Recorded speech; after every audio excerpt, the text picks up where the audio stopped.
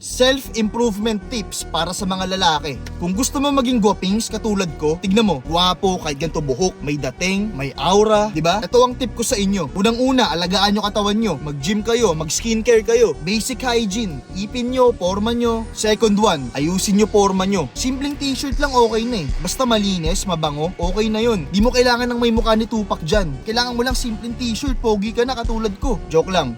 Pero malinis ka na tulad ko, di ba? Mag-invest ka sa mga damit. Third one, focus on yourself. Huwag kang mag-focus sa mga babae. Huwag kang mag-focus sa drama, sa issue. Focus on yourself. Self-improvement. Improve yourself. Mag-gym ka, magbasa ka ng mga libro, patalinuhin mo sarili mo, mag-make money ka. Focus on yourself, okay? Kasi pag hindi ka mag-focus sa sarili mo, paano ka lulupit? Paano ka mag-i-improve? Tandaan nyo, walang magbibigay sa inyo ng buhay na gusto nyo. Kayo mismo, kayo lang ang kukuha niyan. Kaya focus on yourself, alagaan mo sarili mo, at lagi mong galingan. Kung gusto mo ng self-improvement content, subscribe ka sa akin sa Red App. Click mo yung link sa bio ko. Lagi natin galingan mga G.